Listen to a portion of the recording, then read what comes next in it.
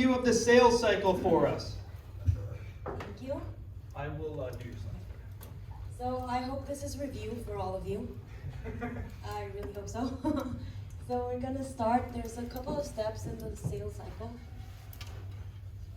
So we first start with the pre-impression. This is just like the overview, and in Here, I'll every let you do it. single Just click when you want. Yeah.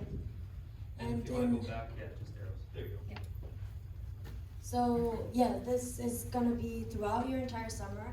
This is what you're gonna base every single sale off, and this is the only way that it's not gonna come off as you trying to impose it to all of the people at the doors. So the first part, this is really simple, really easy, but definitely something that could be a deal breaker. So for the pre-impression, you need to look the part. You're the bug girl or bug guy in the neighborhood, and take it, as Elva said, as your profession. So you're there to sell accounts, you're there, and your time is valuable. So we want at least 3 visible logos: shirt, hat, and binder, and you want that to be visible at all times. And you want to present your best self. So you need to look good. It's not like you showed up after the gym. It's your job, wherever you are in the neighborhood, that's your office. And that also includes how you position yourself on the doorstep. So part of the pre-impression is to look busy, because you're just planning, you're canvassing, you're trying to look for those prospects throughout. And whenever you knock, you don't want to be too close or too far away. If you're too close, it could come off as intimidating. So it just needs, you back up, wait for them to answer, and then you need to be friendly, smile. Of course, if you come off as too serious, people are not going to want to engage. If you're friendly and smiling, you are more warm, and it's easier to just engage in conversation. And then you want to be focused and present. Your time is super valuable. You could be wasting a lot of time with people that are not going to be a sale anyway. So just take the hours that you have on the doors seriously. And those top reps are the ones who knock their hours. So you want to be there. And this is the second to last point. This is very helpful when you're talking about conducive conditions later in the selling cycle. Just when you're walking up, you want to look at the eaves if you're looking for any wasp nests, or the sidewalk, just anthills and things like that. It's gonna give you a pretty good insight on how you wanna start talking about activity in the area. And then this is a must that I need to confess that I did in my first week of selling, and it's not good at all. Backpacks, you leave them in the car. I would recommend getting a fanny pack or something to just get water, a couple of granola bars or something like that. But you don't want to show up at a door with a backpack. Looks like a summer job, not like a profession, and that's definitely something that you don't want to be. So then for the opening pitch, your first 45 seconds, I know our team knows this by heart by now. So it's a quick intro where you want to drop some third party, just reference why the people on the street, in the neighborhood, are getting the service. And then you want to create interest. You want to tell them why you're there. You don't want to be wasting your time mainly. And I know as a rookie, at least I thought of that last year, that I was just interrupting, and it's the other way around. Your time is valuable, and you're there to actually offer something valuable, and that's gonna make their life better. And that goes with presenting yourself as the expert that you are, the bug expert. You're there to help the people in the neighborhood. Then with creating the need, now we're gonna go into the cycle. So this is the first step. You want to identify the needs in the neighborhood, and you do that by just looking at current activity, the eaves that I mentioned before, some sand hills on the ground, and you want to tailor it down to the specific owner. So that's where I would start talking about the structure of the house, or just what I can see there, and third party. So you never want to shine a light on their problems. It's better to do it of what the neighbors are getting. Okay, so can you expand on that one point? I think that one bears a little expansion. Just the difference of talking about their house versus neighborhood and what the neighbors are you saying. of course never want to show up and be like, oh, you're infested, or you have all the type of and point it out. Problems. Yeah, problems, because no one's gonna confess off the bat like, yeah, I have carpenter ants all over my kitchen. So if you do it by talking to about the neighbors, it's just downplaying the situation. So it just makes it more approachable, makes it more relatable, and that's the goal with making sales, and it's just creating engagement. If you have your crowd engaged, if you have your the clients engaged, is how you get them to open up, and that's how you get them to be happy with the service, because it's tailored specific to their home.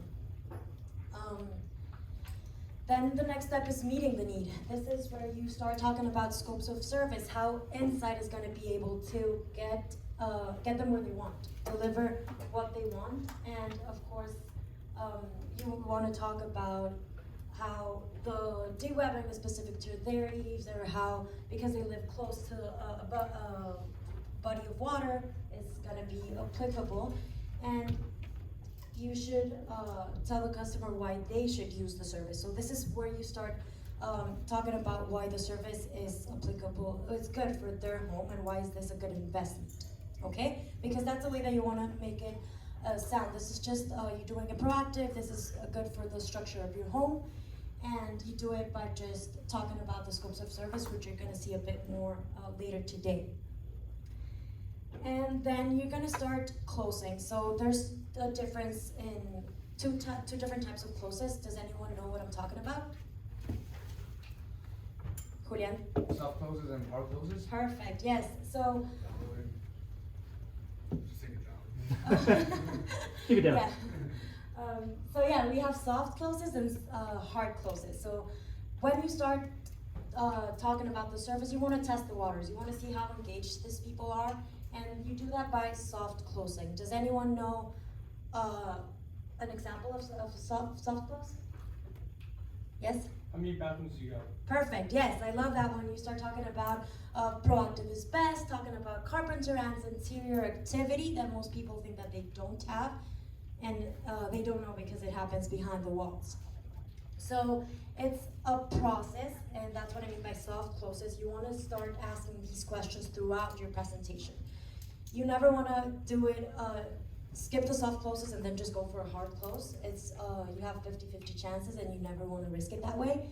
So soft closes, and then once you know that your customer is where you want them to be, just do a hard close. Does anyone know an example of that? Julian, yes? Asking for the name and the Perfect, yes. Their name, a bit of their address, a bit more specific. Jordan, you wanted to say something else? Yeah. Would you like to do this service? That's a hard close. That's, yeah, that's a perfect example. The card, perfect, yes. So today we're going to talk a bit about the magic closing formula. That's something that happens throughout, and that's one of the things that Jordan Earl came up with, and Fiddler. Is just the thing that you need to do throughout your conversation and your presentation, so that you get closer to just the signature part, and it doesn't come out as a hard thing, just very natural. Then overcoming the hurdles. This is going to happen throughout. Hurdles come in 4 different forms: excuses, questions, concerns, and objections. You need to treat those differently.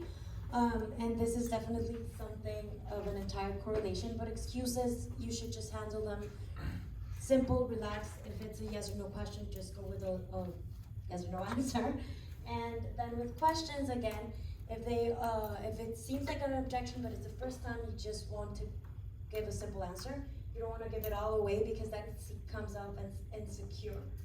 And then concerns and objections is when you really want to know why.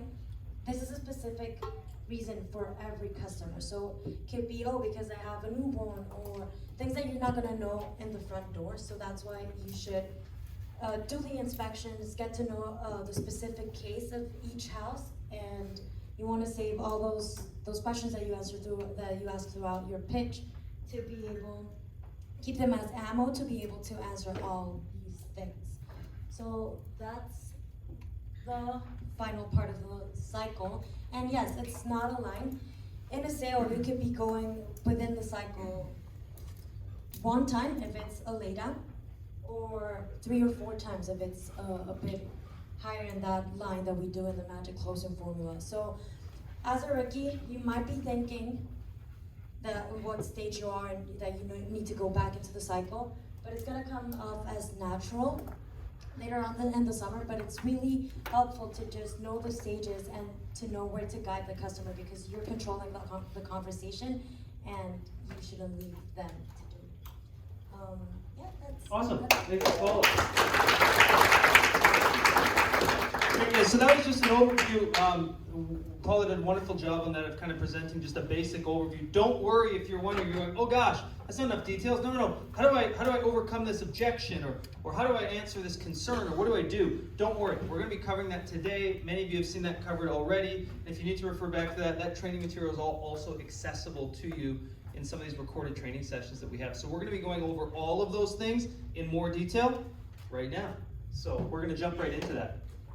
So we're going to be talking first, opening pitch and creating the need. So really the first or second, depending on how you want to look at it, step in the sales cycle. So first is pre-impression. So Paula gave us some good details on that. That was that one that you get a little more detail, and there's really not much more to it than what Paula went over. But the next one is the opening pitch, and then we have creating the need. And these two go really closely together. But I'm not going to steal the thunder. It's going to be Mr. Phil Hirvin presenting this one. If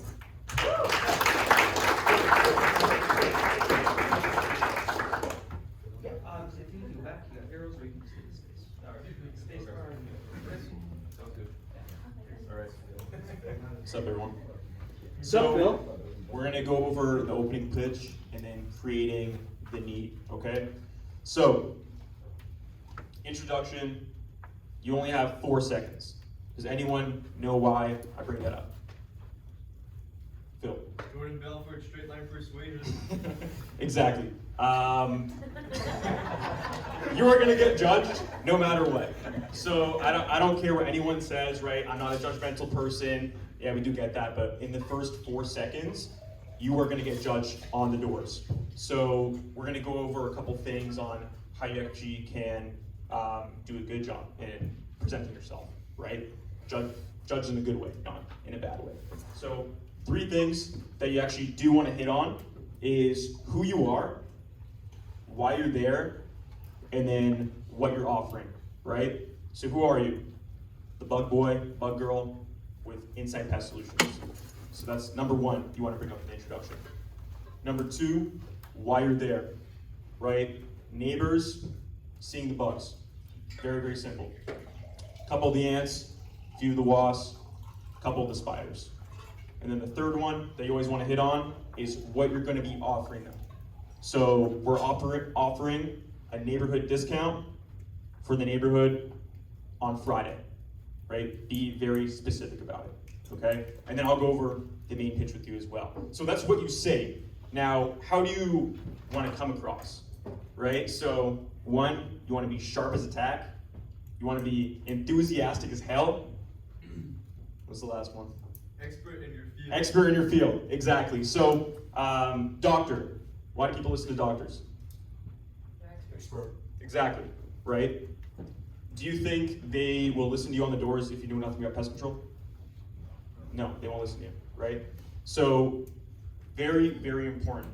You don't want to be overly enthusiastic, right? I always bring this up. Let's just say you're sitting down at a restaurant, server comes up to you, server voice, right? High tonality. Hi, how are you today? Good. I'm Phil with Inside Pest Solutions. Don't want to do that. You come across as very salesy. So you want to be enthusiastic, but not overly enthusiastic, and a little bit nonchalant. So how that would look like? Hey, real quick, sorry to bother you. I'm just with Inside Pest Solutions. I was talking to John just next door. Mainly what it's for, a couple of those ants, few of the wasps, and a few of the spiders, right? So pretty nonchalant about it. I'm just the bug guy, just coming around what's going on in the neighborhood, and I'm not overly enthusiastic. I'm not coming across as a salesperson. Another thing is you want to be sharp as a tack, right? And if an objection or smoke screen pops up during the initial approach, you kind of shoot yourself in the foot if you just stand there and you're like, right, and you pause, right? The initial approach is basically done. Just move on to the next door. Obviously, you can recover from it, but when you're sharp as attack, if you know the objection beforehand, which we will go over that, or the smoke screen beforehand, you want to say it right away. So you're going to be on the ball. And then the last thing, expert in your field, right? So everyone wants to listen to an expert. If I know nothing about pest control or creating the need and then meeting the need, right? You want to make sure you're going to be out there like an expert, okay? I'm going to go over just an entire pitch, and then I'll have Edouard do it in French as well, but this is basically my pitch word for word every single time, depending on the neighborhood, right? So obviously it is structured to different neighborhoods and then different houses. So I'll do it very quick. Hey, real quick, sorry to bother you.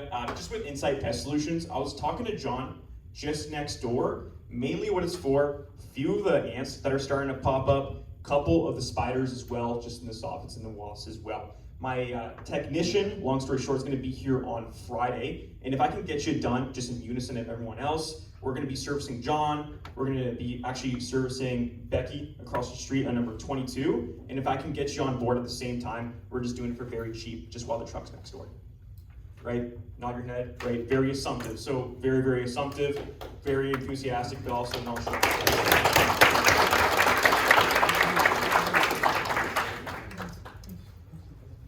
Okay, hold on. Let me get my binder. Give you guys a real pitch. All right, Phil, come here.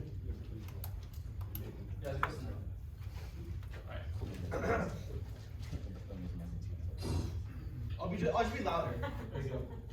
Okay, can you guys hear me? Yeah. Parfait. All right, let's do this. Knock, knock, knock. Hello? Bonjour, comment ça va? Ouais. Non, vous me dérangez. Je suis avec Insight Solutions Pêche. Je parle avec Marie, juste à côté. Ok, ouais. Les voisins ont mentionné que j'allais venir. Non. C'est quoi Insight? La raison que j'aimerais vraiment vous parler, c'est de savoir qu'ils ont fixé une passe jeudi prochain, à la mission de Johnny sur le 247 rue du Meunier, Claudia sur 236 Yard, et la Bernache aussi, puis une trentaine des voisins ici, jeudi prochain. Je peux vous rentrer en temps que tout le monde, je pense que ça pour vraiment pas cher, donc un rappel groupe dans le fond, nous là. Ok, ouais. Qu'est-ce que c'est pour les fous?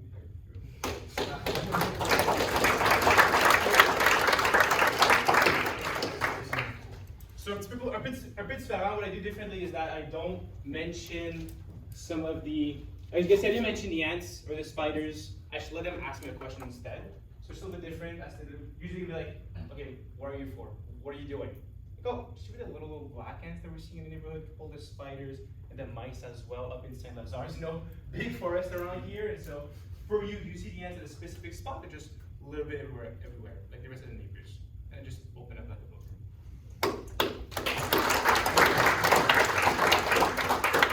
And then notice as well as we say couple, few, it is not a problem. It is not a huge problem at all. It's nothing crazy, right? Because the objection will come up, or smoke screen will come up all the time is, yeah, I don't have a problem, right? So the way by overcoming that beforehand, you say nothing's crazy, couple of ants, few of the spiders, right?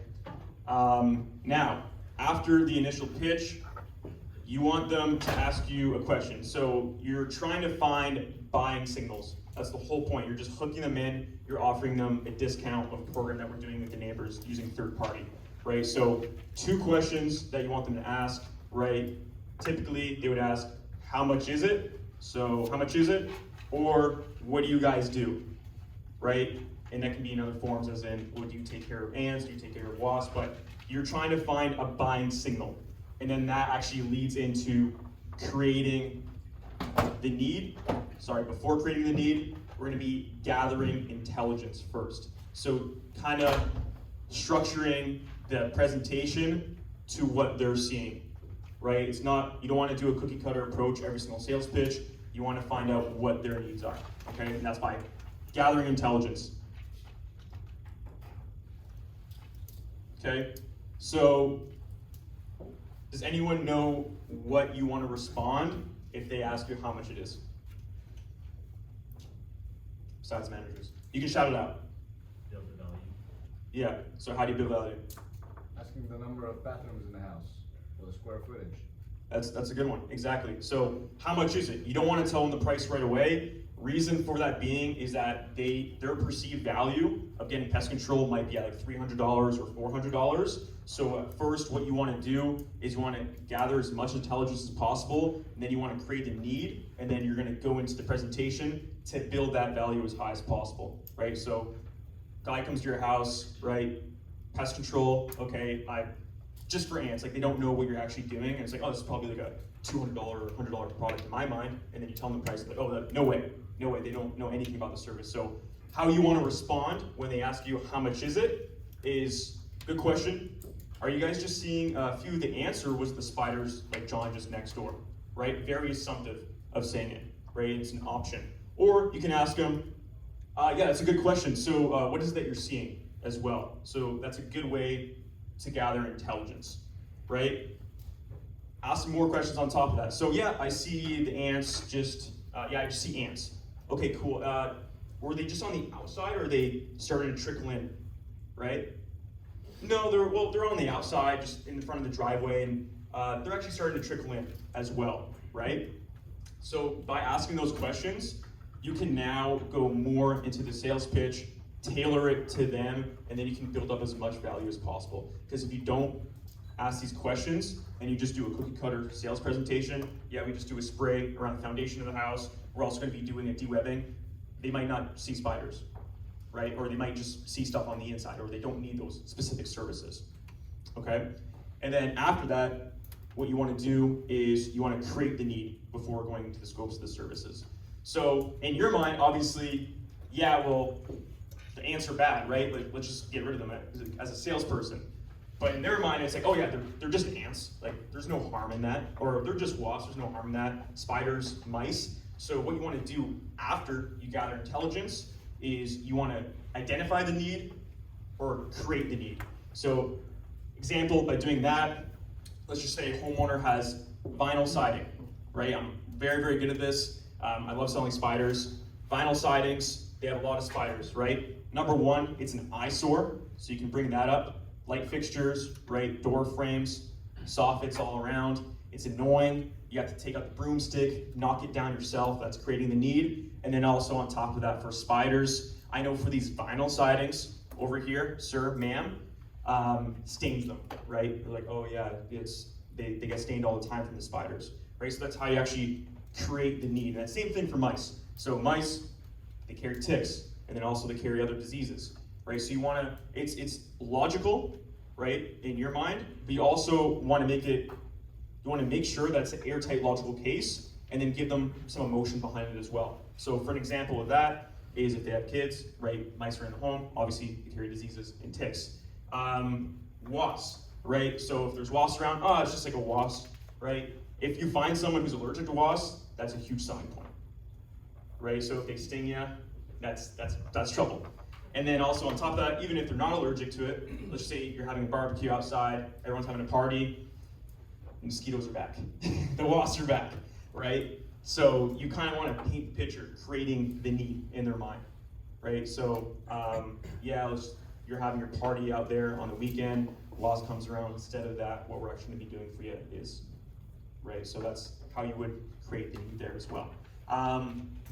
Now, I need 2 brave volunteers, actually 3 brave volunteers from each office to pop up. One from each team. One from each team. And you don't have to create the need or anything, but what I'm looking for is just the initial approach, and then how you actually handle the question of how much is it, or what do you guys do? One from Montreal. Where's Montreal? Montreal, Ottawa. Anyone from Ottawa? Yeah. And guys, just to keep it simple, drill this into your mind. If someone asks how much or what do you do, every time respond, what do you got? What do you notice? Okay, so respond to that question with that answer or that question again every single time. Keep it super simple. All right, anyone from my team? Parsa. Oh,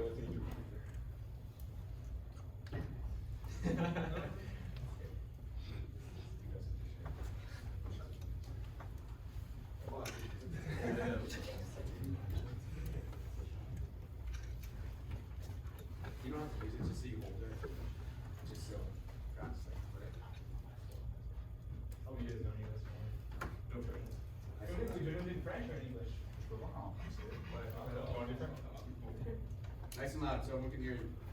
give him the mic. It's kind of hard with the magnet, to be honest. Yeah, that will be. Oh, we have a headset. No, I think. You can try, Chrissy. Thank you. Good shot. Here. Allô? Allô, vous allez bien? Oui. Ouais, super. Je me présente rapidement. Je m'appelle Guillaume avec Insight Solution. On est proche du voisinage, justement. On sait Marie, John, Stéphanie. C'est juste pour les petites fourmis, les petites araignées qu'on voit habituellement dans le voisinage. C'est rien de trop fou, juste vraiment le contrôle parasitaire routinier. Ok. Comme quoi, vous faites quoi exactement? Ce qu'on fait exactement, c'est qu'on justement on va aller traiter toutes les petites fourmis. Est-ce que vous voyez plus les fourmis à l'intérieur ou c'est plus à l'extérieur? Moi j'en vois un peu. Ouais, c'est pavillier, là, des brunes, puis. Ouais. C'est super rare, c'est des fois ma C'est des grosses fourmis ou c'est des petites comme ça? Moi, c'est vraiment les brunes que je vois à l'extérieur. Mais tu sais, des fois, j'ai une ou deux à l'intérieur, des grosses. Là, Une ou deux à l'intérieur? Ouais, les grosses noires, là, je sais pas, moi, descends mon chien, des fois, là, des longs chats. Est-ce que vous êtes familier avec les fourmis charpentières? Je pense qu'il y a un ami qui avait ça dans un chalet à un moment donné, là.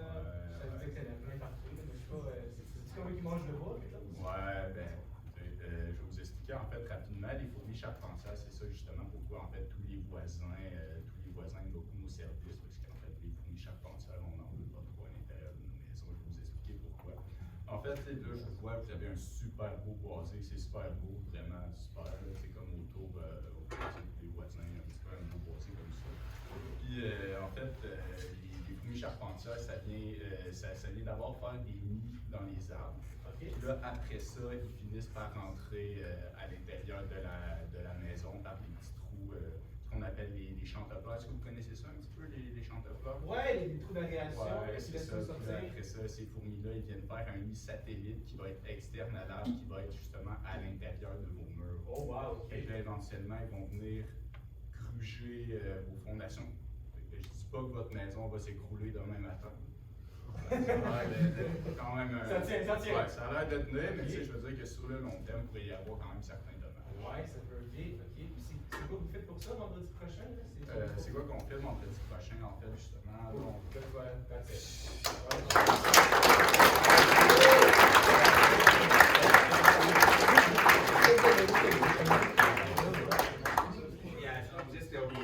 I don't know what he just said, but I think he just killed it. So another round of applause.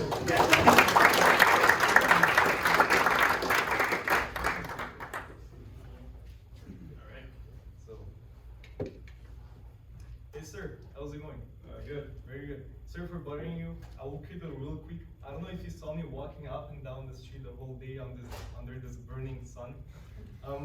Yeah, the reason I'm here, I'm with Insight Solutions, and this Thursday there is Mary across the street and Zach down the street that are gonna have our service coming. So it's mainly there are a few ants popping up and some spiders and many other insects because of, like, you know, summer, they wake up, they kind of reproduce and they kind of try to eat your house, you know. So we are coming to protect it, to make some little, to put some sprays, you know, to protect your house from these. How much is it? That's a good question. So do you see the ants outside or inside today? I actually see them on the inside. Inside, okay. That changes. Okay, I don't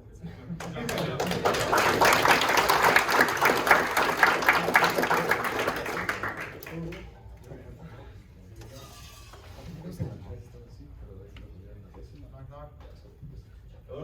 Hey, how's it going? Sorry for bothering real quick. I'm with Insight Solutions. And I was just talking to Sam and Taylor a few doors down. And mainly what it's for is for those little ants, a couple of spiders and wasps started popping out. Okay. And we're gonna have our truck here on Friday. And I can get you done at the same time. We're doing a great discount just for this neighborhood. And Yeah, how much is it? that's a great question. So are you only seeing ants or a couple of wasps as well? I do see ants. I mean, I had a wasp nest last year, Mhm. but right now I'm just seeing ants on the outside. Okay, so outside you said, okay. Yeah. So, what we do is that, can I take a look exactly where you see? Yeah, I'll show you. There we go.